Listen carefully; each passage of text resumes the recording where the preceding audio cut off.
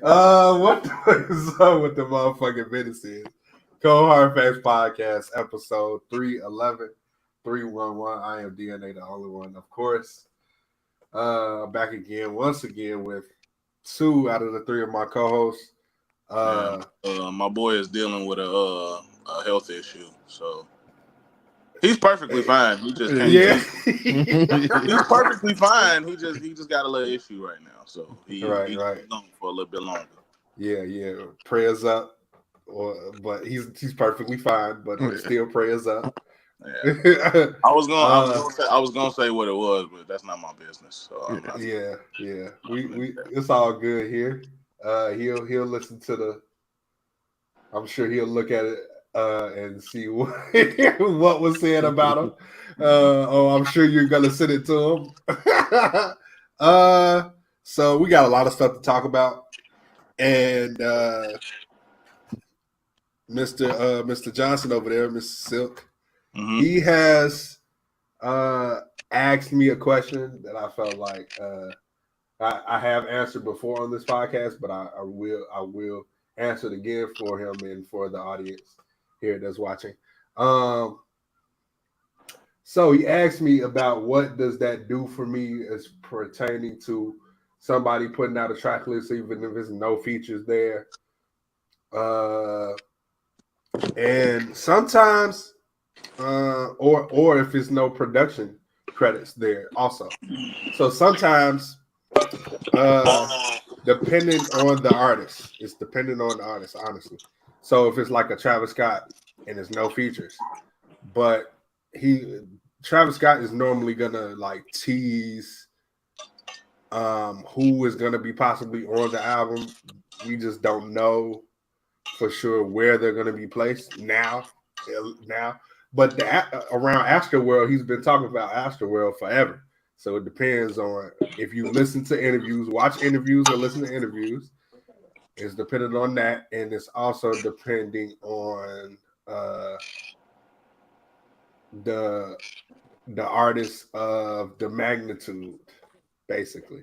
So if it's like somebody like a Kendrick, Travis Scott, J. Cole, Drake, let's see, like if it's one of them, then I'm just like, yeah, I want to see a track list, and I can kind of guess, and I guess what's going to be good and what's not going to be so good just off the names, and you can say, oh, yeah, that's possibly going to be directed towards this and that and all that. So it's just dependent on the artist, basically, to me, for me at least.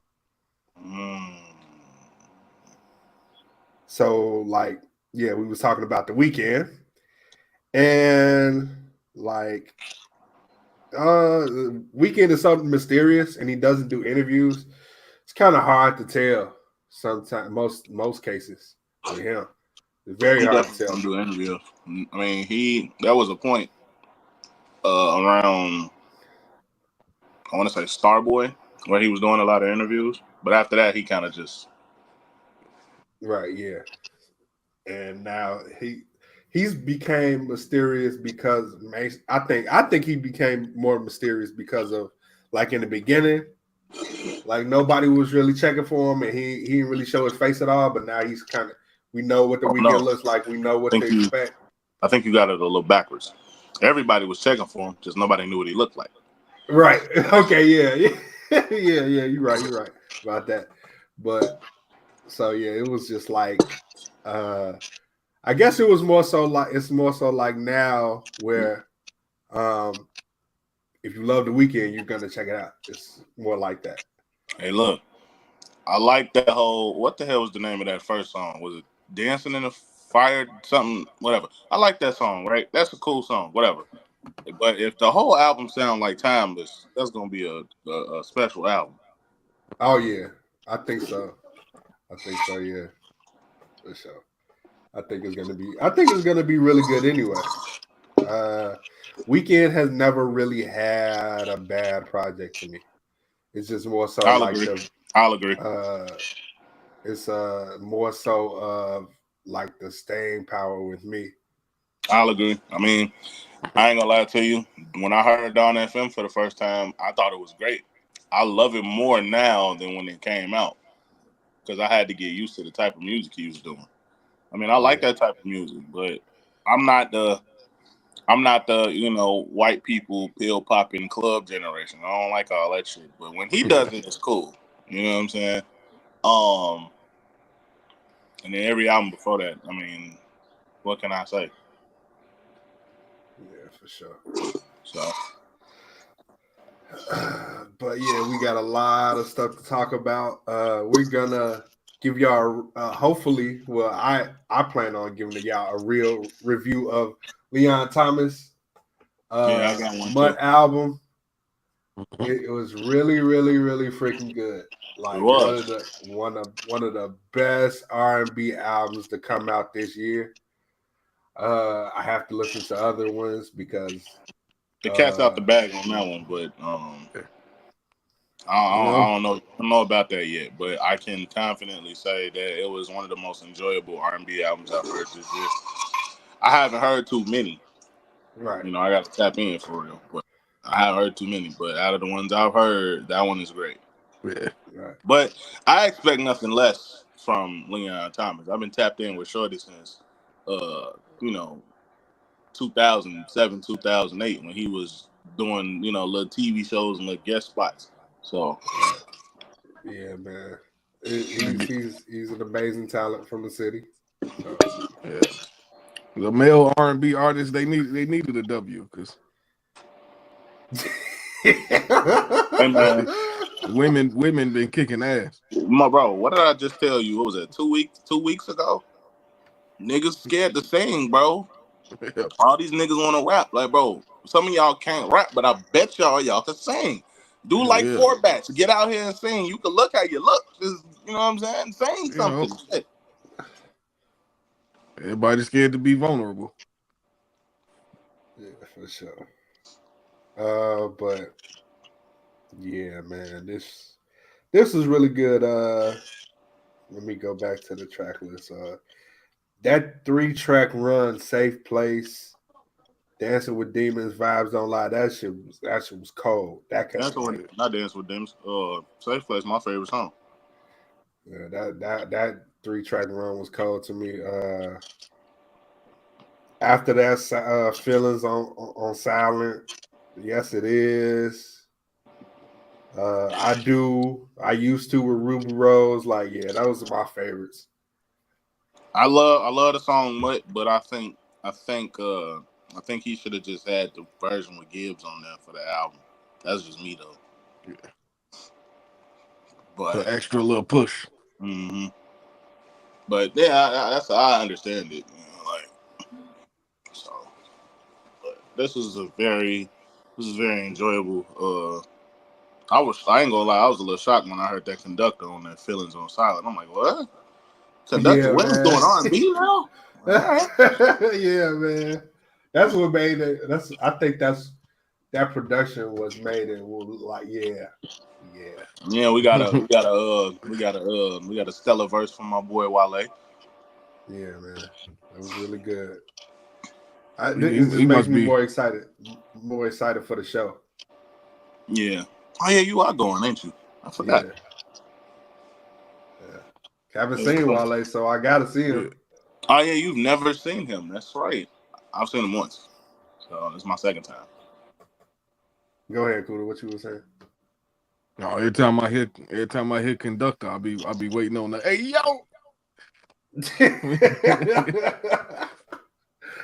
Oh man, we waiting on the West Side Gun ad lib. Oh, he got an album coming out. He do. What's it called? Still Praying or something, I think. Who is that on the cover? I know who that is, so I couldn't think of his name. I think it's Psycho Sid, I want to say. I think it is. Oh yeah, because he passed away. Oh yeah, okay. All right. I'm like, I know who this is.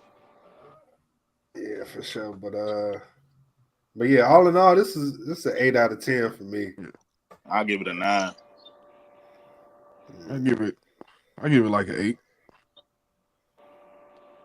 Yeah, man. So What else we got? Oh, ASAP Ferg put out a single with Mike Will Made It in Future. I did.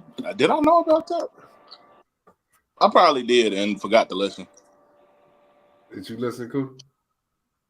Nope. Okay. Well, Hey, man, was it good? yeah, it was solid. It was solid. It was definitely enjoyable. I feel like ASAP, I mean not ASAP, but Mike Will Made It. He don't really. He's like an in and out type since he's made his name for himself already. So he's just pretty much like in and out with his production.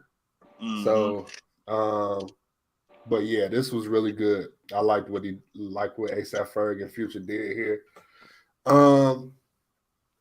Yeah, so this definitely enjoyable. Definitely would like to hear more from these two. Michael Made It and ASAP Ferg on. So yeah, I want to see more from them. It was definitely So it enjoyable. sound like so he found the soul. Sound like. Oh yeah, for sure. It was good. It was good.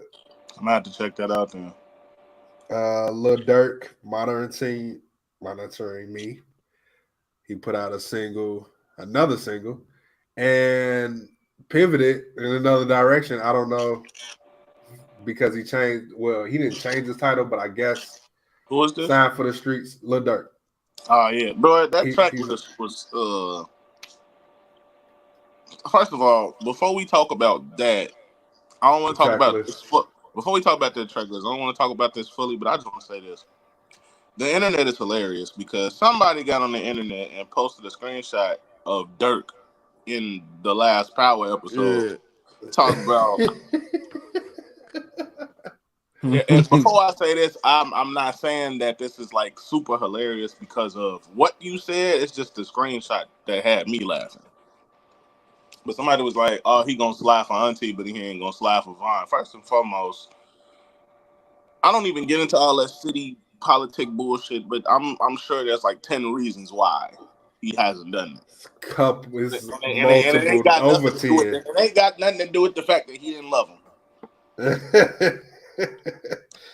Oh man, so that's all I want to say. You know, somebody said he looked like a. Somebody said he looked like a militant dyke. Oh my god! Shit. Oh my goodness, dog. Somebody said this shit on Twitter. Somebody said this shit on Twitter. I'm like, bro, y'all gotta go to sleep, bro. Y'all gotta go to bed, man. Come on, man. But no, back to that track list. That track list was interesting. I was not expecting to see Sabrina Carpenter on there, like at all. Like that's like when I saw him working with Morgan Wallen. Like, where did y'all even meet? If y'all not familiar, he's referring to the Love Songs for the Streets 3. I'm guessing that's not gonna be the title of his next project. I'm guessing because he it might be two different projects though. Yeah, it might be. I don't know. What make y'all say that? Because he put out a whole nother album title. Like, I'm guessing on his IG. I gotta look again because no, he just dropped a song. I haven't heard it. Yeah, monitoring me. I was gonna talk about that, but since we're talking about the track list,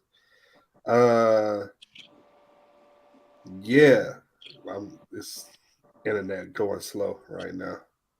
I don't know why, but anywho, gotta pay your bill, man. No, it's not that. Yeah, Deep Thoughts is the project title, and it's like him, levitating over water. And I did see that. I thought that was a song title. No, it's an album. I'm guessing it's not gonna be Love Songs for the Streets 3. I swear to God, so it could be two projects, like Kuda Bucket said. I don't know for sure. Oh, okay, yeah, y'all right. It's too tough, so that's where I'm like, maybe he planned on putting this out first and then putting that out afterwards. I don't know. I'm still like, I don't know with that. So okay. So I'm reading this now. That track list was fake, according to what I'm. Okay. So yeah. So I was gonna Okay, say, cool. how the fuck did you? You know what I'm saying? Like, I'm not saying it couldn't happen. I just don't see it. Like, I would think that her management team would want to keep her away from somebody like him, not like because he black or nothing like that, but just because of what he represents. Like, Yeah. Yeah, I get that. His I feel like brand is a little more violent. Yeah. I'm not saying she couldn't now. I'm just saying, like, judging by who she is and how she came up and what she sings about and what she represents, I don't see that happening. But then again, it's like I told DNA, what was it, 2 days ago? I mean, Ariana Grande worked with 2 Chainz, so I mean, you never know. Yeah.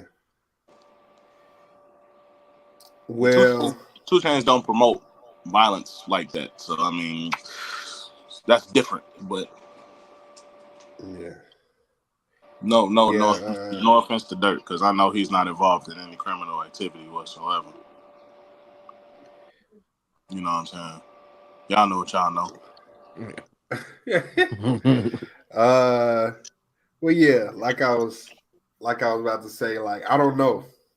Still don't know for this. It's like because it's not impossible that he's not gonna come out with 2 albums. Mm-hmm. But it's also possible that he could have changed the title and because of the album title, he probably was more like, okay, he's moved in a different direction as far as like the content, and based upon not the single that he just dropped, but the single before this. I would hope he would have changed the title because it might be him going in a different direction. So, and it's probably a whole lot of Southside on there. I don't know. No, because them last 2 songs was by dudes, so you never know. Yeah, you're right. I was just saying that for your sake. I don't give a damn, but you know. Man, it's like it's not impossible for me to not like you can't. It's like DNA can't escape the nigga. It's like every time. Yeah. Okay. Yeah. It is also possible that it could have been an old, song. Could have been something he just had in the vault, but who knows? But I like what he did with the single, and also he's basically went back to aggressive Durk which is not singing Durk, which is normally what y'all get from Durk. So or melodic. Is that normally what we get from him these days? Melodic. Yeah. No. Yeah. I ain't really thought about it in a while. It's just he's not hasn't really like I mean the last aggressive song we've gotten before then was Hellcats and Trash Hawks.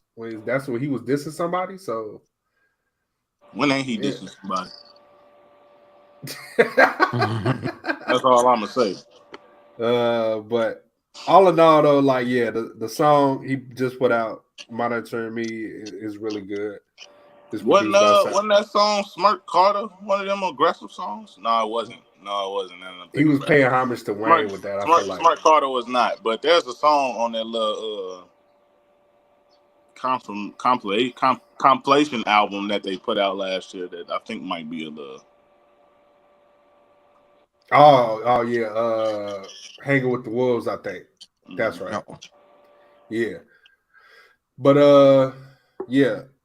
All in all, like I said, Monitoring Me was really good. I like what he did with that.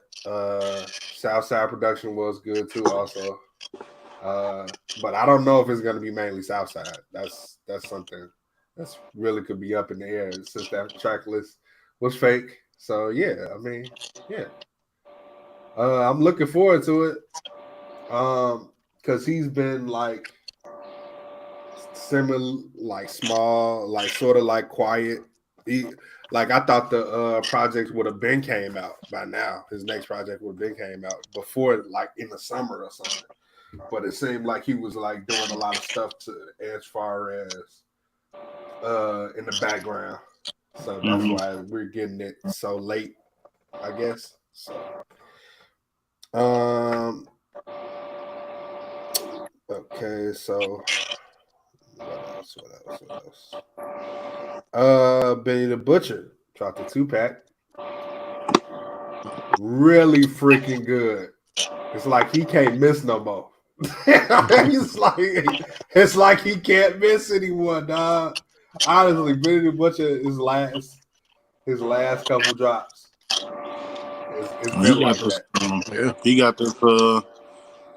He got this album coming out with 38 Special in a couple weeks. So and it was a nice little 2-pack with him at 38 Special. It's called warming y'all up. Yeah, man. The first song on the 2-pack is Jesus Arms with Busta Rhymes and Busta Rhymes. Oh my God, dog. You know, I'm starting to notice aging gracefully. I'm starting to notice a pattern. I remember being younger and talking about how rappers fall off, right? And I've relearned. I already knew this, but I had to relearn it for myself. A lot of the good rappers from back in the 90s, 2000s, low key, these niggas still got it. They just not as inspired to do the shit anymore. Right. Like, these motherfuckers still got it, bro. Like, they just not, it's just like, you be having your hands in other things, you get older, but if a motherfucker really wanted to take it there, they could do it. Guys like Busta, guys like James Todd Smith, guys like Nas, guys like who else? Black Thought, Most Def. I don't even think he calls himself Most Def, but we gonna call him Most Def. I'm never calling him that, bro. I'm not doing like, nigga, you Most Def. You was Most Def when I was a kid. You gonna be Most Def when you gone from this bitch. I don't give a fuck what you change your name to. That's your name. Ghostface had a good album this year. Yeah, him too. Like, a lot of these guys still got it, man. Niggas just don't be as inspired no more. Common. Yeah. Yeah, man. What was that with Brick Specials, wasn't it? Yeah, man. Like I said, bro, this is just it's the year of the veterans this year, though. Yeah, man. It definitely is. It's definitely the year of veterans. But yeah, it's like Benny the Butcher can't miss, like I said. Like, he can't miss right now. He's never really missed too much from me anyway. So but yeah, this is like that Jesus Arms is gonna be probably my favorite song with them three on it as a collective. Like they just is big production, and big production is super underrated. So underrated on the fact of, like, you don't see him so often. You see him like every now and then. And he's so every now and then that, like, dang, oh, he did that? Let me run that back again, because I didn't like because it's so Bacon's will always be special. But yeah, that production, Busta Rhymes over that, all of them over that, it was just crazy. Something you definitely want to keep running back. But moving on from that, did anybody check out the Jaguar 2 Deluxe? Victoria Monet? Yeah. Oh, you did? I ain't even heard the original. I told you I ain't tipped in on this shit. Yeah, it was a good part too. Oh, better than the original? Yeah. Because I remember us all giving her 6s. I ain't give her nothing because I ain't here. But It was a little better.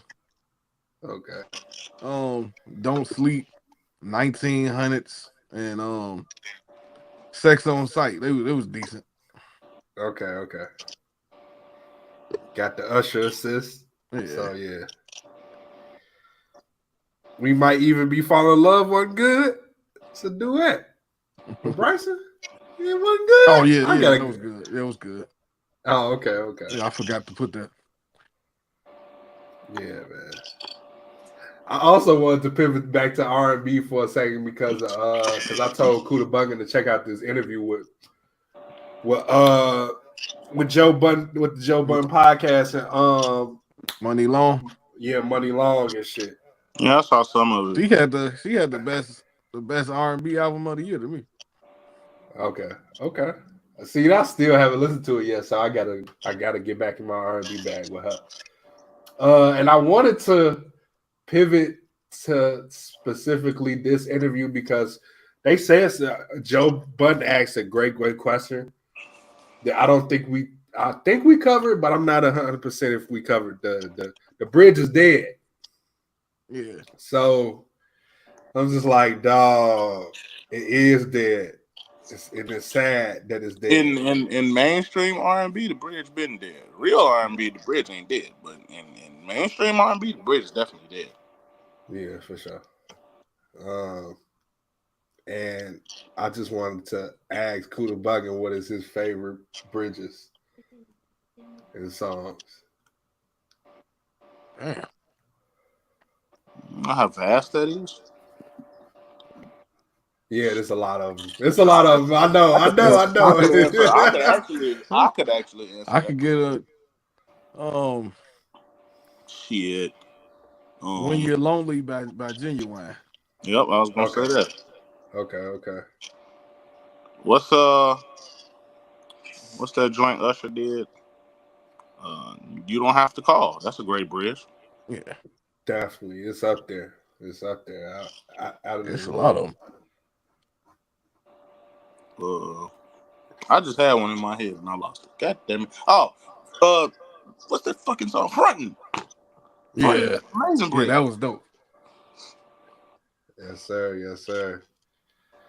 But and she basically Money Long basically said that it's the producer at the end of the day to basically, you know, to make that room and be more diverse in their choices of like expanding the production. And that's because like also it's because of like they fixated on the loops and not a whole lot of transition. It don't be a whole lot of transition in the beats. And Timbaland is really good with that. Pharrell is really good with that in production wise, and you just got to get with the right producer at the end of the day. It's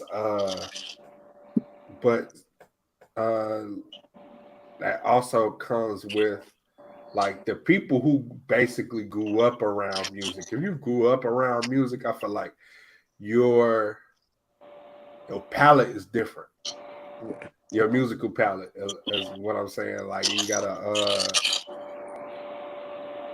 know. Let me ask you something. Why you in the middle of that? What do you mean when you say grew up around music? Because I think we all have grown up around music in some capacity. So I mean,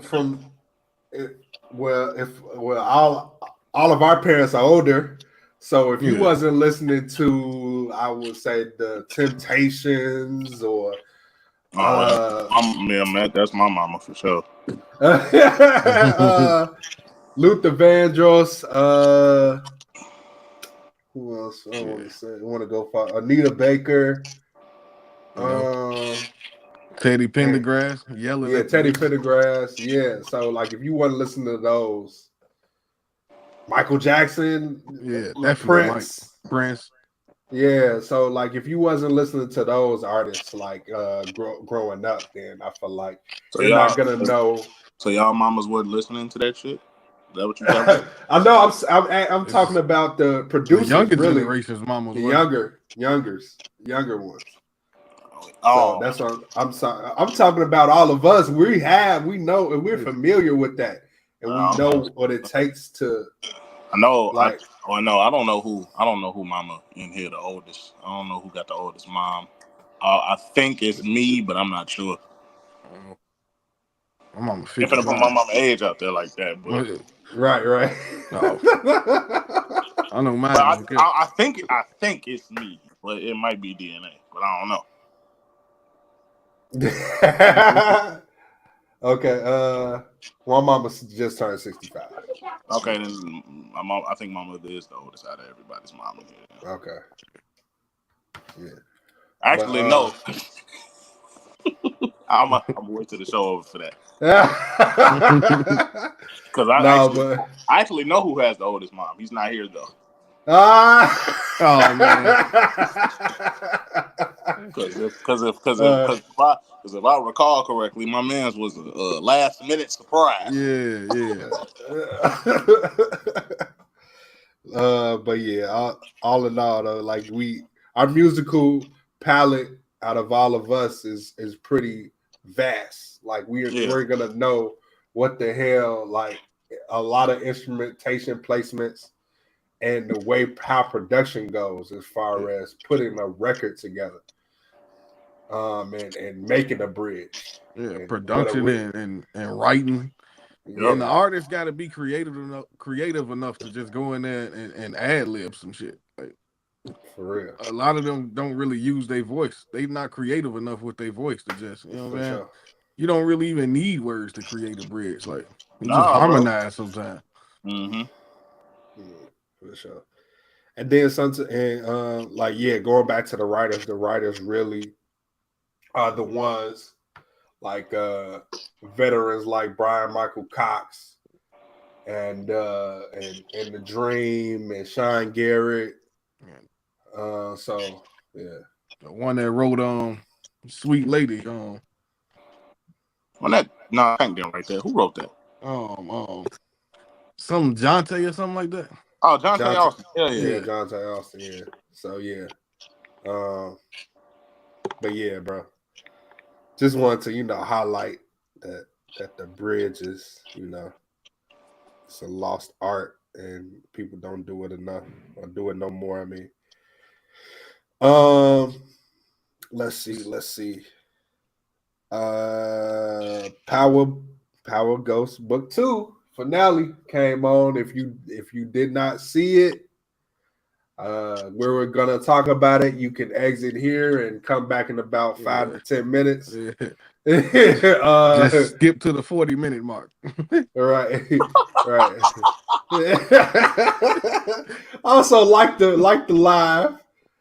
Follow us if you're not following us. You feel me? Like,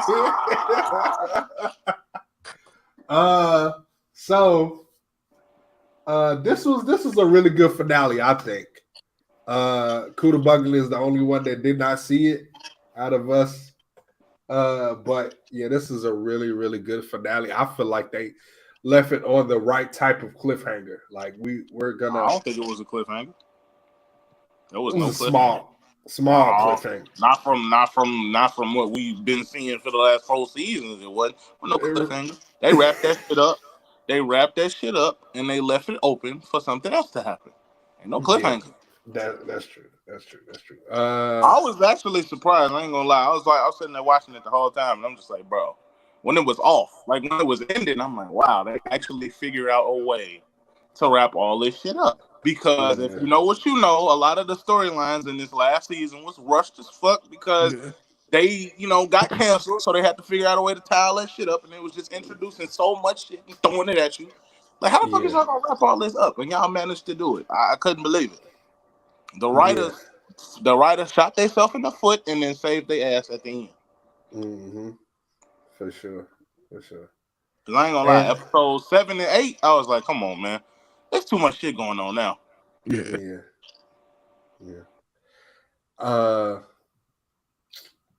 Long story short, it was 2 major deaths. Or 3? Was it 2? 3.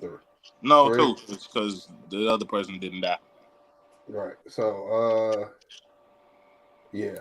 I was shocked. But one of them I was shocked because I'm like, damn. Yeah, like, I was shocked on one. Motherfuckers didn't even do shit. Like, what the hell? So, but yeah, it's two major deaths, and then the other one was like, yeah, but it was so the way one person got away was like, come on, man. Like he got away after that, dog. Come on, man. Yeah, that was a little like, oh, okay, he just disappeared, huh? Oh, oh but man, but for real, bro, that death in the middle, bro. Like I was like, I had to pause it. I'm like, ain't no way. Yeah, like this motherfucker didn't even do nothing. And you gotta think about the mental state that the person. I know. Like, that's why I said, like, I get why it happened, but that motherfucker didn't have to die for real. Like, nothing would have changed if that motherfucker had to die or not. Like, come on, man. Like, at least that motherfucker didn't do shit, bro. Like, let that motherfucker. Man. I ain't gonna lie. I was a little sad. I'm like, damn. Like, oh, that's just terrible. Yeah. But I will say this. Some of the best acting I've ever seen that lady do was in that scene, and that shit was crazy. Yeah. Like, for the most part, her has been, like, stoic. You barely see any emotion on her face. But when that happened, I was like, yes, sell it. Yes. I like the confrontation scene with Tariq and Detective Carter. Detective Carter, yeah, man. I like that. You talking about when you talking about at the end when the little shit happened? I'm talking about when they first got the dirt on him and everything, and he sat down in front of him. I liked every scene between the two of them. That was definitely on point. All them scenes when they was just like, yeah, for sure. Here, people forget Michael Ealy, man. He's a great actor, though. Yeah, for sure. He probably brought something out of Tyreek ain't nobody ever seen before. Yeah. Oh no, we've seen that before. But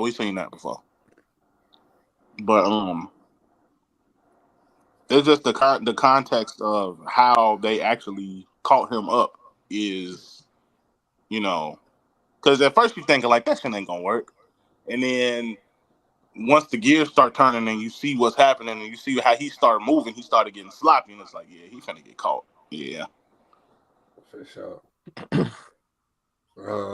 Everybody clever until they get caught up. Yeah. Everybody. Once they get caught up, it's like they start moving sloppy. It's like, okay. For sure. But no, I think he got what he deserved. I'm cool with the fact that he didn't die, but I think what happened to him was deserved.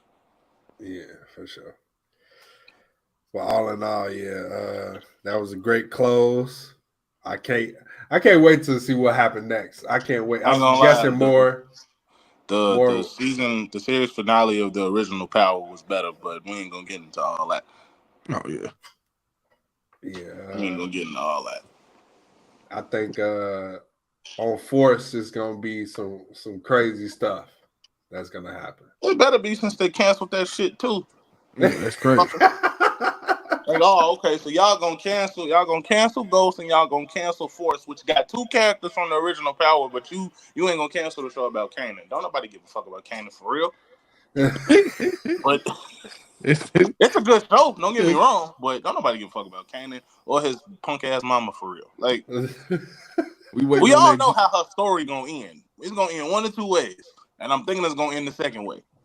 Yeah. We waiting on that jukebox turn. Yeah, that's what we waiting on. Yeah, for sure. Yeah. Like what made her little singing ass become a cop? That's what I want to know. Yeah, man. Let's see what else. Oh, Cool Buggy, you got something? Are y'all listening to T Grizzly? Bro, I ain't listened to that long ass shit yet. It just came out yesterday. It's long. Yeah, How long is it? 24 songs. Yeah. Oh, dog. I got through 10 of them. Oh, dog. Yeah, it's 24 songs. It's features from Cole, obviously, Tank, Huncho, G Herbo, Friday, YTB Fat, who I just found out who that was like 2-3 weeks ago. Future, his little brother Baby Grizzly, and 42 Dub. That Tank joint they could have kept. I ain't heard it yet, so I gotta go ahead and actually listen to it. But oh wait, there's one more feature on here. What's this lady name? Oh, Mariah the Scientist. Yeah. All right. Well, the intro 24 songs. Intro, Blow for Blow, and We Them. You listen to the whole thing? I listened to 10 of them. Okay. So after 6 songs, just 3, huh? Yeah, that's unfortunate.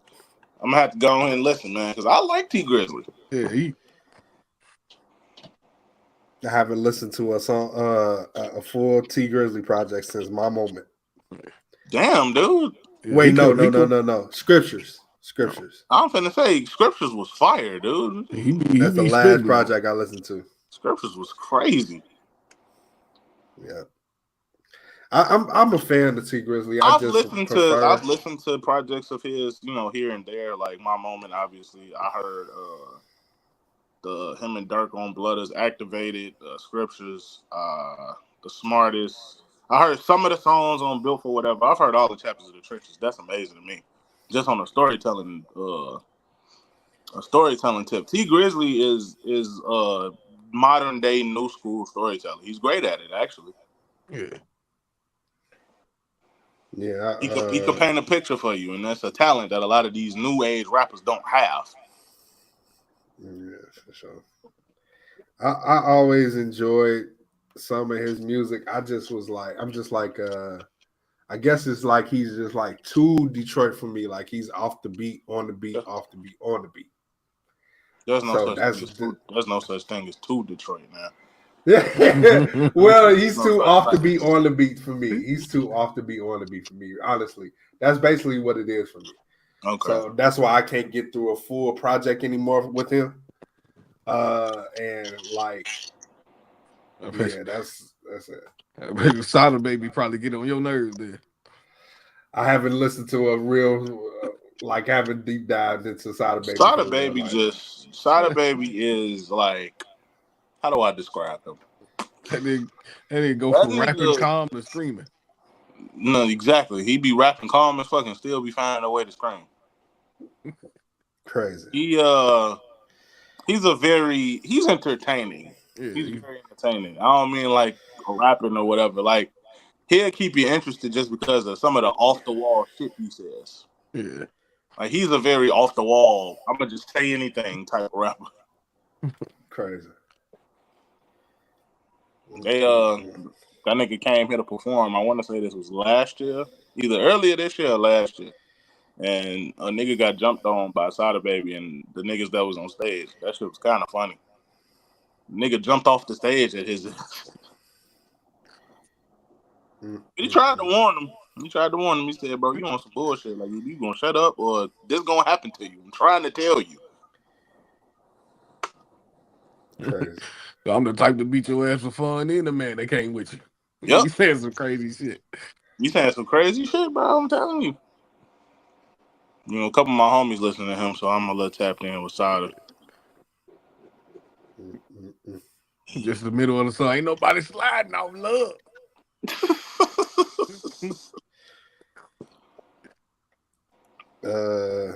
I know that I still want to ask, did anybody listen to Rich Homie Quan? I ain't heard it yet. No. I ain't heard it yet. They put that together pretty quick. That was probably already happening. Yeah. Just not in the way that we think it was. Right. Too many damn songs, dog. It's 35 songs. Shit. 35 songs? What they do? Just go to the vault and say, clear all this shit out of here? Yeah, that's great. That's what it seemed like, dog. I don't know. And and it's no slight to, like, I love Rich Homie Quan, but It's just too many damn songs, though. There's probably some fire on here. I might tap a couple. It might, songs just to see what's happening, but there's probably some fire on here. Yeah, it is. Like, hey, did I ever tell y'all that I never heard? Don't shoot me in the foot, please. Did I tell y'all I never heard the tour part 1? Whoa. You talking about the first the Rich Gang shit. I've never heard it. Wow, dog. Never heard it. I've heard that's crazy. Like all the songs that I feel like I needed to hear, I heard, but I've never heard the whole project. That's a classic. That's what they say. And I'll let them have it. I just don't want to listen to it. I feel like the issue with it. At this point, it's been 10 years. I really don't have to listen to it. No, you don't. You don't. I'll take y'all word for it. Yeah. The real big issue is Birdman. That's the biggest issue. Did he rap on there or something? Yes, he did rap on it. A little bit too much. Yeah, so that's. But if you can. So, like, I feel like a lot of Rich Homie and the collaborations is like those are the ones that keep this project together. That project together in particular, like that's the one. Those are the ones. Like, and then they go back and forth a lot. It's like a lot of Thug and a lot of Rich Homie. So it pretty much masks the fact that Birdman is on this project. So. Yeah. So that's the best way I can tell you to convince you to try to listen to it. I don't want to listen to it. It's like all the songs I think I was supposed to hear off that I've heard. Okay. I don't have to listen to it because I already done ended up listening to both of these niggas anyway, so I don't really have to listen to that. Right. Plus, to be honest with y'all, as much of a classic tape as it's been since 2014. Mm-hmm. Other than them songs that I just told y'all about, I ain't never heard nobody listening to no songs off this. That's crazy. No, never. Motherfuckers be like, man, that tape was so cold and this, that, and the third. It's like, I ain't never heard none of you niggas listening to this shit at all. And to be fair, I wouldn't have known if it was because, like I told you, I never heard it, so I wouldn't have known. But I'm just saying, like, outside of the songs that I was supposed to hear, like Lifestyle, Givenchy, War Ready, Milk Marie, Flavor. I'm thinking of the songs right now in my head. Other than them songs, and Freestyle. I've never heard none of the rest. 730. Nope, never heard it. I'm a Ride. Never heard it. That I'm a Ride is popular because of like people were throwing up gang signs and they became popular off TikTok. That's one of the first TikTok viral songs, bro.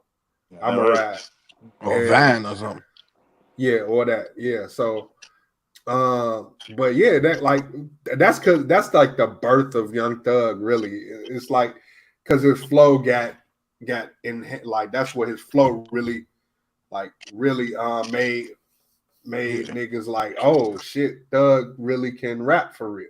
It's just like it's flow. It's his flow. I saw a white dude yesterday with a shirt on that said "Free Jeffrey." It blew my fucking mind. Yeah, man. Nigga was at work with a shirt on and said "Free Jeff." I was like, "Get the fuck." There you go. Yeah, man.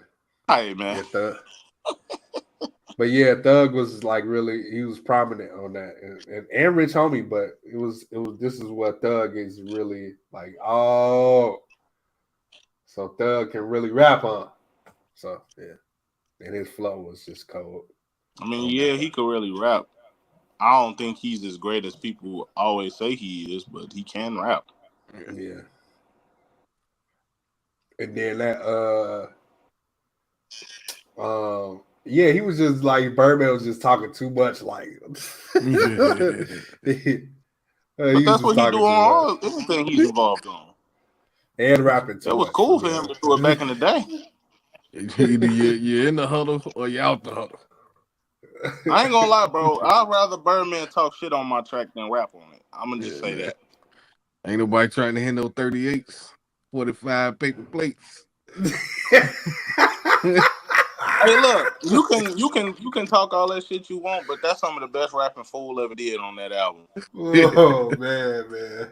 I ain't gonna lie, bro. Go back and actually listen to some of the shit he was saying, whether he wrote it or not.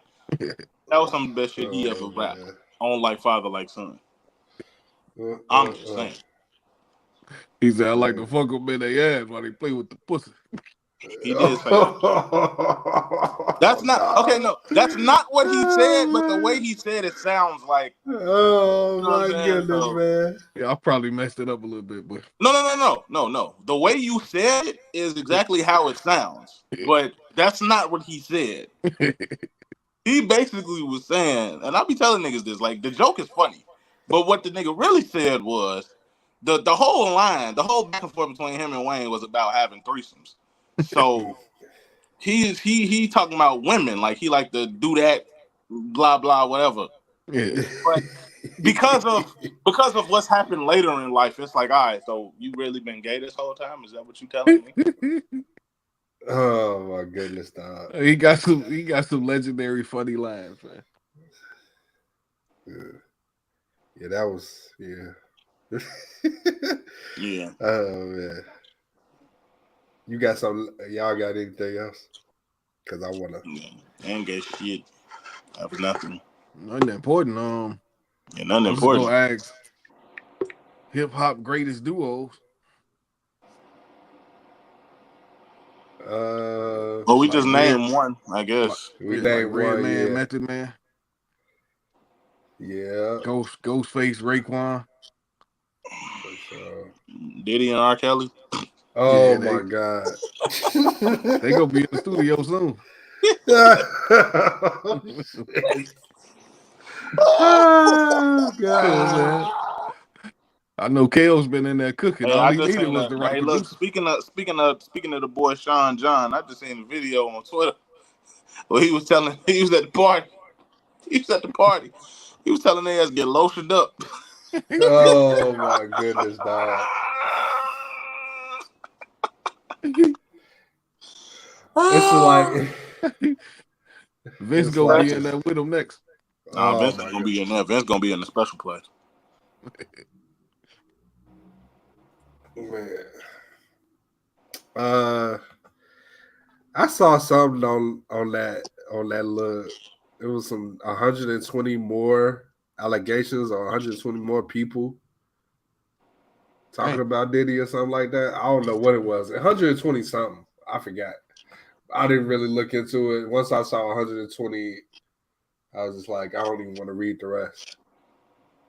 But boy, I ain't reading that shit. I saw it was a headline. That's the crazy part. But I wanted to talk about something that I've been noticing from the Joe Budden podcast. I know it's like crazy to talk about them, but at the same time, I can't help but notice. So so recently, Joe Budden has I don't know if he's fired yet, but I think he might have fired Flip, and I get I think why. he did. Oh, okay. I don't even watch the podcast, but I follow Queen's Flip. I think he did fire him, but I don't know.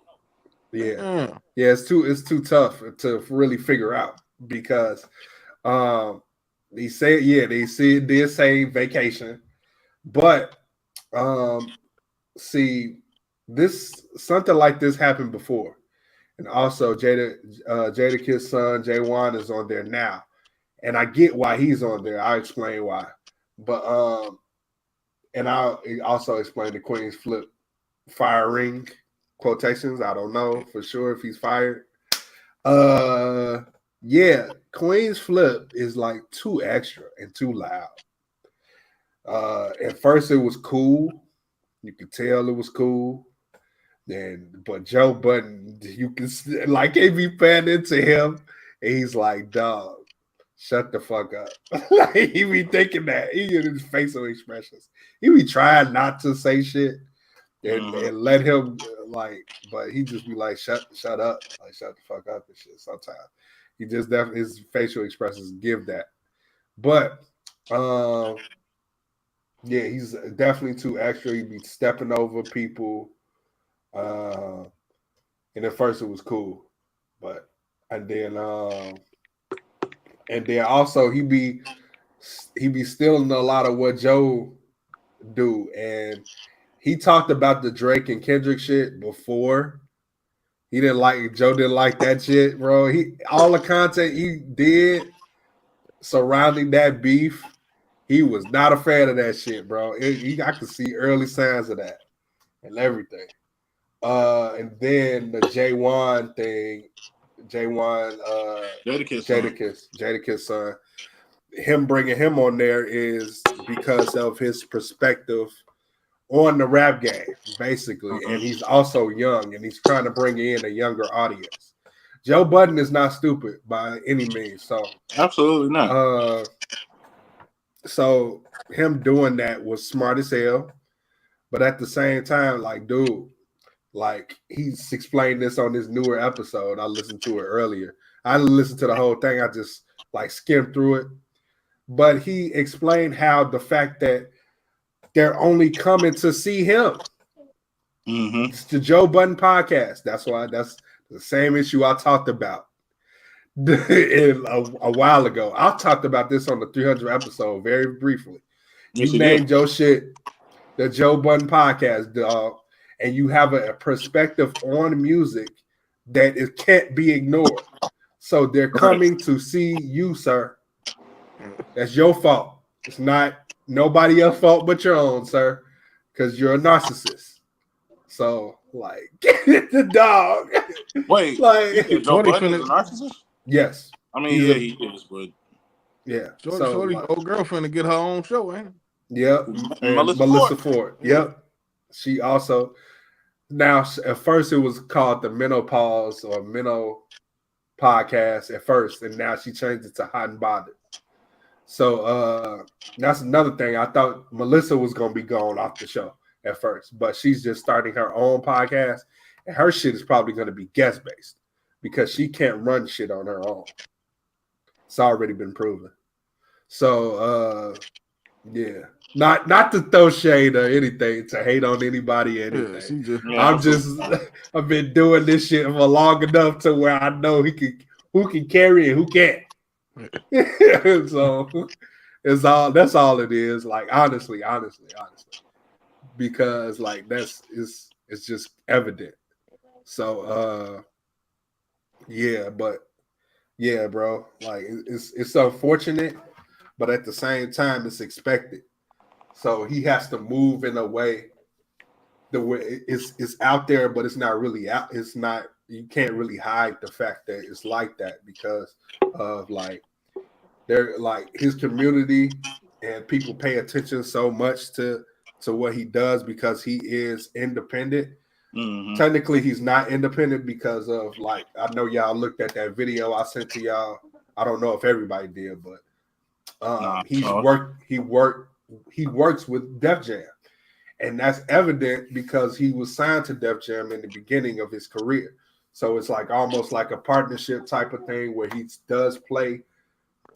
He don't play nothing but Def Jam artists, but he plays a lot of Def Jam artists on the end of his podcast. So I'm just, like certain things like this that I'm talking about is locked behind the paywall, like in his Patreon. So like niggas is not gonna really know unless you pay that $5, well $6 plus taxes. You feel me? In certain states and the cities and shit, pay that $11, that $10 fee. We know what it is, Joe. Come on, bro. Let's stop playing. Let's stop playing around. Oh. We see. But I have to be knowledgeable of what the fuck is going on, and I know what the fuck is going on. So it's like because he used to give it up all the time, or when he was on Spotify, because it was exclusive. It was an exclusive deal, and he was like, "Oh, this shit ain't working because we don't know who's watching." So yeah, it's And the way our shit moves is like, and I love that we're independent also, because I feel like if we had any type of handcuffs on us, we would know we would be fucking miserable. They'll cut me off the show. I'm telling you right now. I be saying a bunch of wild shit, and they'll cut me out of here. Oh yeah, like the guy, Kuda Bucket too. I know. Yeah, the guy in the we're gonna have to get rid of him because he doesn't know how to censor himself. It'd be some weeks I can't help it. Like, bitch, what? Hey, bitch, you can't tell me I ain't got no right as an American to say what the fuck I want to say. Bitch. Freedom of speech. Ain't no such thing, bro. They always trying to censor niggas. That's why shit like the FCC exists. Yeah, man. That's the thing. Can we touch on this for a second? That's the thing about people that I don't understand. It's like, bro, I was just talking to my OG about this shit yesterday. Motherfuckers cuss every day, B. Yep. Every day, B. Why the fuck is we trying to censor shit? Like some shit, this is inappropriate for. Like, get the fuck out of here. Like if you cut them cameras off, the shit that motherfuckers be cussing and talking about, bullshit, sex, all that bullshit. That's everyday life, B. Like you don't want to show everyday life, motherfucker. This is the polished version. This is the real. Yeah. And it's tough because this is the real shit here. Yeah, it's tough because corporations like the people they be the fucking culprits. Them niggas that be at them corporations. That's why their names on them Diddy and Jeffrey Epstein lists. What is you talking about? We know what y'all was doing on them boats, nigga, and them parties, motioning each other up and shit, making sure the baby oil was in the right places. Oh my goodness! Yeah, I dare you to tell me I can't say that. Yeah, man, it's tough. I'm a firm believer that some shit just shouldn't be said, but tell me I can't say that shit. Yeah, and it's tough. Like people who are fans of us. Let's just randomly I they wish we could move in the same type of realm as the bigger known podcasts like a Drink Champs or $1 million worth of game where we're more active. Well, I got a but solution. We got everyday job. I got a solution. Pay us. So we can have that level of notoriety. Pay us. Straight up. For sure. Another thing I want to try to get. I don't know if anybody was paying attention to Tommy Richmond, but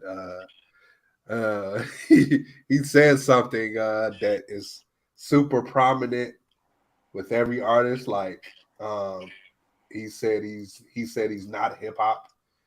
Well, at least the white artists, you know. The Tommy Richmond thing. Yeah. I don't know. I'm trying to get try to see if I can get Political James on this one. So yeah, you said he's not hip hop, but we have seen white artists. I'm not racist. I'm just a disclaimer. I'm not racist. We have seen white artists come into our genre and we have accepted them pretty much. Like we have let them move in our genre of hip hop and everything. Let them really do whatever the fuck they wanted, basically. As far as like Post Malone, it's like his first single was White Iverson, dog. All right. Okay, here I am. It's just like the politicians, man. They want to get the black vote. They want to get the black ear, and once they get it, that's when they switch up. They white again. You know, I got a theory about that. Because every time this happens, it's always like a racial undertone towards it. So this is the thing I don't like about interviews. Because they don't ask all the right questions when they're supposed to ask them. Because if you knew what you knew and you paid attention for real, Post Malone has never truly just been a hip hop artist. If you have ever listened to any Post Malone album, no album he has ever put out has been straight hip hop. Ever. His very first album is not even straight hip hop. He on there singing, he on there rapping, he on there doing all types of shit. So the fact that he put out a country album is not lost on me. You know what I'm saying? Just like, you know, and I get how people are saying that a lot of white artists are benefiting off of hip hop. And y'all not wrong for thinking that. But it's just like, if y'all actually paid attention to the shit that people tell y'all, that type of shit wouldn't be shocking. I'm talking about the Post Malone thing. Yeah. Like when and people act like motherfuckers ain't allowed to grow. It's just like Post Malone never said that he didn't like hip hop music. That was Miley Cyrus that said that shit. She said that. Post Malone never said he didn't like hip hop music. Like he said he just wanted to make a fucking country album. He can do that. Y'all let Lil Wayne make a rock album. Why can't Post Malone make a country album? Yeah. You know what I'm saying? Lil Wayne don't belong on no goddamn rock album, but y'all still let him make it. They Queen Bee made a country album. Thank you. Thank you. Beyonce did a whole motherfucking career switch and made a whole country album. Shit. Sure. We already having racial problems with that. But that's a whole different ball game. But I think one of the top songs in the country right now is one of the top songs in the country right now is a country song by a black man. Like, I ain't never heard that song except one time, and I think that's when he performed it on some award show. I think it was the BET Awards or some shit. But back to the Tommy Richmond thing. No, DJ Head wasn't necessarily wrong for saying what he said. Neither was Tommy Richmond. Tommy Richmond was just like, I think in his mind, he's just like, I love hip hop, but I'm not trying to be boxed in by just being a quote unquote hip hop artist. Sure. I mean, when the last time y'all referred to Big Jaw folks as a hip hop artist? It's been a while. It's been a minute, right? Don't nobody refer to him as no rapper or hip hop artist. They refer to him as just the artist. You know what I'm saying? Like, look at The Weeknd. The Weeknd roots in the alternative R&B are from hip hop, nigga. Then a nigga put a whole motherfucking K-pop 80s music sounding joint a couple years ago. Nobody blinked an eye. It's just because these motherfuckers white, bro. That's why anytime niggas be like, black people can't be racist, I'll be like, yeah, okay. I don't like white people. It's okay. You can say that. Most of us are born that way. You know what I'm saying? So, I mean, you know what I'm saying? I don't care for a lot of white people, but I'm not finna sit here and say, fuck all white people. You know? I'm not a racist. I don't give a damn. Motherfuckers can be racist towards me. Cool. Fuck you. The ones who not, what's up? How you doing? How are you? You know? Yeah. But, yeah, like I said, DJ Head wasn't wrong for saying what he said, but neither was Tommy Richmond. Like, I mean, I get his stance on loving hip hop, but not wanting to be boxed in that genre. And people taking it as, oh, so you just gonna use hip hop to put yourself in a position, and then you're gonna abandon the genre fully. No, the only person to ever really truly do that was Miley Cyrus. She's the only one. If you really sit and think about it, she came out and said that shit about that was a dark time in her life, and she was confused and all this shit like that. Like, lady, what? There's no confusion. You knew what you was doing. Now, I will say this. As confused as she may have been, she still continues to have a good relationship with Mike Will to this day. So do with that information what you will. But, you know. Yeah, man. She's the only one who came out and said some shit like that. I'm just saying. Y'all continue, motherfucking Lil Durk niggas keep making songs with Morgan Wallen. Morgan Wallen said out his own mouth that he don't like black people for real. So, I mean, do with that information what you will, but you know, it's a lot of selective outrage when it comes to this type of shit. That's what I'm saying. Yeah, man. But I say this: Post Malone's biggest mistake was coming out the gate with braids in his head. That's what I think. You should have just came out with the ponytail. Like, well, we'd have been cool with the rap if you would have just kept that instead of having them braids in your head. For sure. Post Malone is one of them versatile guys, man. Like he can do anything. Like hip hop culture should stop claiming everything. It wouldn't be such a problem when people switch up or do things different. I don't think it's that though. I feel you, but I don't think it's that. It's just that music in itself is derived from black culture. Period. So motherfuckers be taking that argument.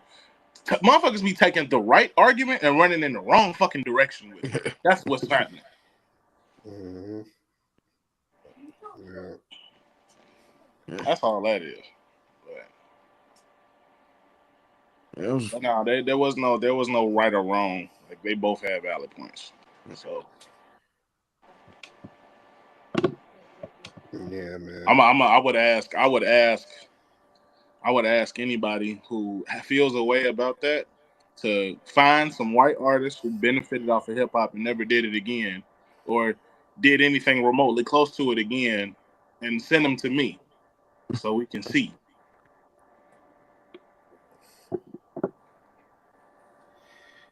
Yeah. So, but yeah, that's just do what you like. That's what I say. Rest in peace to Do what you like. Yeah, man. Yeah, I don't got anything else. I think I covered everything I wanted to cover. The Ice Cube War and Peace. That's right. I did not listen to it. I'm not gonna lie to you. We gotta push that back to next week, dog. I'm not gonna lie. But we can talk about it next week. Yeah, because I did not listen to it. I definitely listened to it.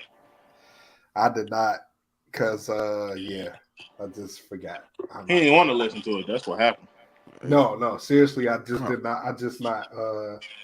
Because normally I do listen. I watch our last week episode, and then I go and see what did we cover, and what we was gonna re-review, and I just did not do it this time around.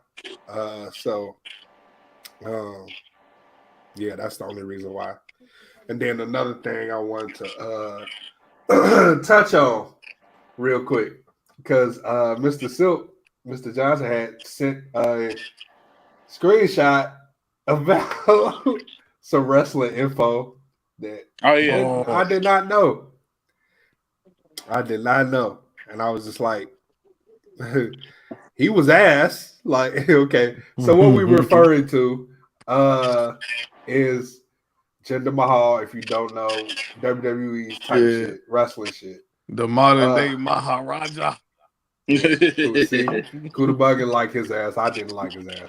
But I was just like, dog, like this. That was one of the worst times in television, because Vince McMahon had the bright idea to go to Saudi Arabia, and we need an Indian descent champion. Yeah, since we're going to Saudi Arabia. It was a money grab, of course. Mm-hmm. So, and this is another reason why. Yeah, I knew Vince wasn't gonna be doing this shit forever, as far as like being the CEO, the chairman, being in the board of directors, is because this man was the 50th World Heavyweight champion. Like, and that shit just does not work, dog. It don't. That shit don't work, dog. Like, you don't do no shit like that just for money. Like, that is like, because you do some shit like that, and the perception of your company goes into question, at least to me, because like, okay, that's like you're pandering, of course, but none of that matters, because we need more money. That's all that matters. Like, at the end of the day, we need more money. That whole Saudi Arabia move is nasty. Yeah. It's fucking blood money. I mean, look at the female wrestlers when they go there. Like they got on whole body suits. You can't see nothing but they neck and face.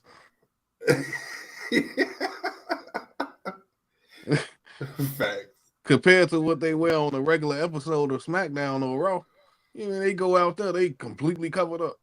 Yeah, man. And then the first couple shows, the females didn't even have a match. Yeah.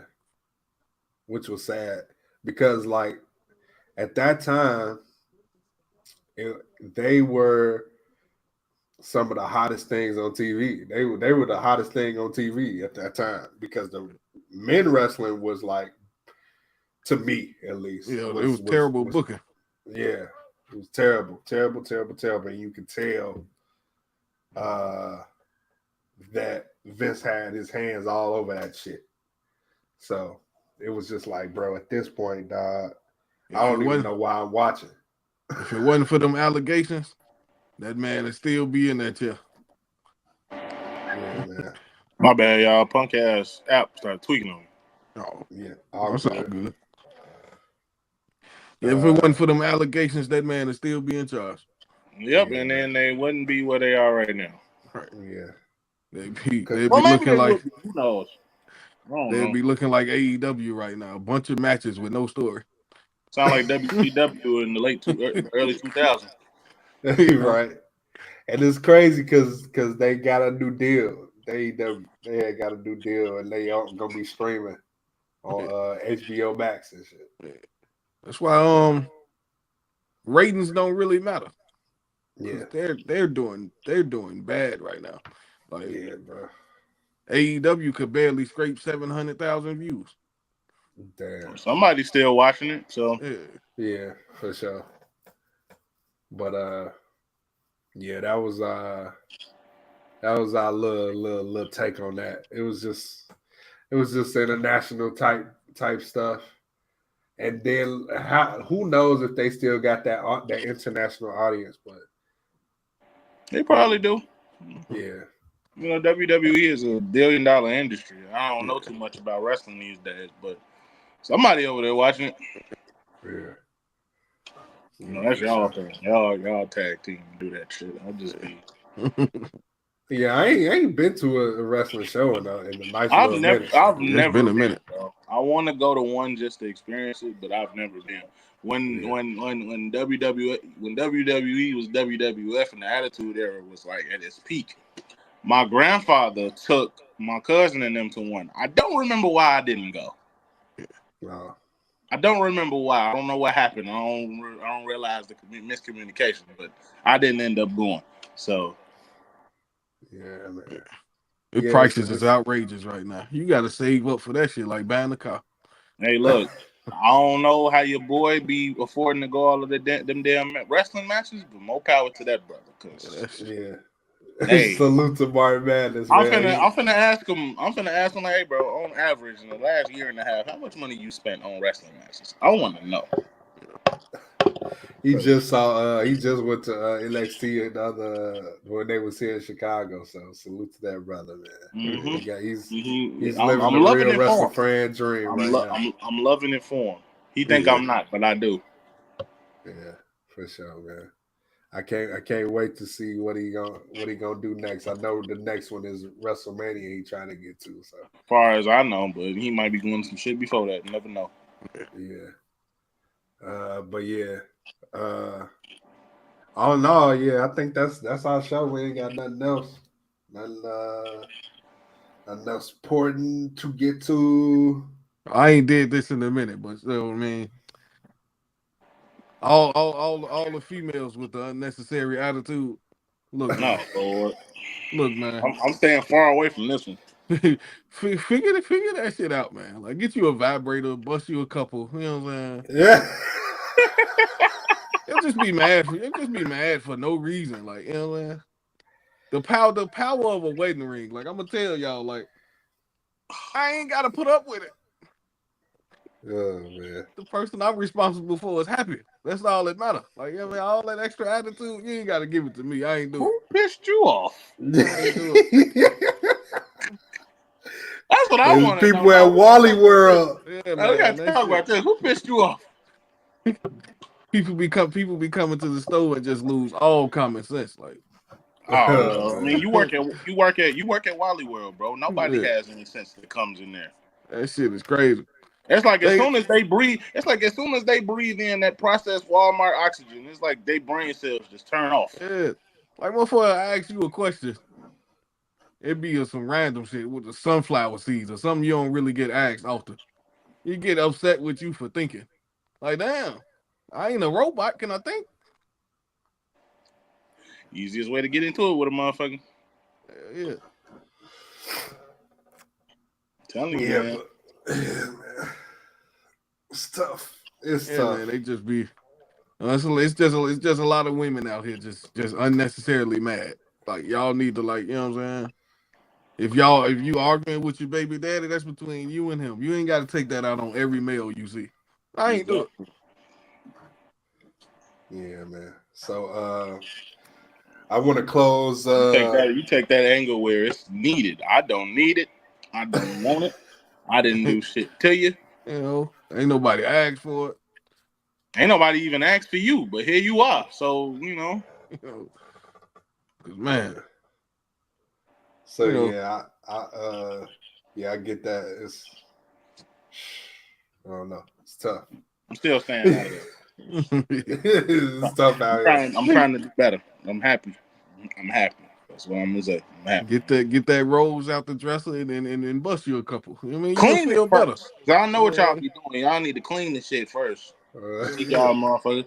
That little white shit be on there. Like, clean it first. Shit. So like, I know you smell that. Clean that motherfucker off first. So I want to extend all artists, unsigned artists, man. Hit me up with y'all videos, man. Get y'all some exposure to it. So at the end of every podcast, I want to show a video of an unsigned artist. I want to get them some recognition. So anybody that wants to send their music over to me, hit the Cold Hard Facts Podcast Instagram. That's Cold Hard Facts Pod PC, Cold Hard Facts PC on Instagram, or hit me up. You can hit me up _ what who is DNA on Instagram also. Either one. Make sure y'all also check out D So Nice and everything he got coming, because I'm about to play a D So Nice record, a video. It's with King Louis. It's called Ball Hard. I haven't heard nothing from King Louis in a little while, so that's why I was like, yeah, I want to see this video, see what he's about to do, and everybody is familiar. Who's familiar with D So Nice? He's been on the pod before. I interviewed him, I want to say last year in the summertime. I'm not 100% sure, but y'all should go check that interview out too. Shout out King Louis. My mama still be telling people that's her nephew. We're not related to that man in any way, so don't believe her. Oh man, dog. That's funny, but yeah, man. Shout out King Louis. But again, I want to extend the hand to all the independent artists. If you've been on the podcast before, you can definitely send it my way. Y'all know who y'all are, man. I've interviewed a few artists this year. We are starting up back at interviews in this month. Probably won't be this week or the end of this week or next week, where another interview is coming, but they're coming. They're coming. I'm reaching out to artists, and you can also reach out to me if you want to. But I'm going to go ahead and close us out with D So Nice and King Louis.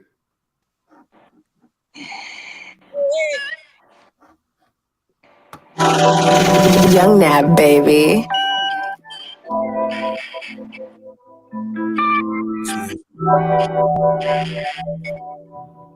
This Chicago, nigga. Ball hard like a point point guard moves too smooth, don't slip, don't slip. And still find a way to take care of my biz. Make them classics that I'm sure you won't forget. Like this Chicago, play your list of shit. Like a point guard moves too smooth, don't slip, don't slip. And still find a way to take care of my kids. Make them classics that I'm sure you won't forget. Like this Chicago, play your list of shit. I see the cameras, flows leave them enamored. Ball like the child league in the league with my own agenda. Left before November, tears before we tear up dinner. Let the passion lead me to the Skrilla. Ain't no ink unless it's a deed. Yo ass need to give it up, get on Indeed. Take care of your seed. Pockets used to be in the squeeze. Money tight. Now it's surf and turf on the beach. Fillets coming pre-sliced. Supply and demand, leaving the fans right. When the left try to take it all, read me my rights. Take everything but head. See what Beavis felt like. Won't tolerate no disrespect, not even a slight. Dreams of a legend is life. All hard like a point guard, moves too smooth. Don't slip, don't slip. And still find a way to take care of my biz. Make them classics that I'm sure you won't forget. Like this Chicago, play your list of shit. Like a point guard, moves too smooth, don't slip, don't slip. And still find a way to take care of my kids. Make them classics that I'm sure you won't forget. Like this Chicago, play your list of shit. Life is real, gotta be real. I don't tuck my tail, I seek thriller. Beef ain't never been a joke. If you won't smoke, fuck it, we weed dealers.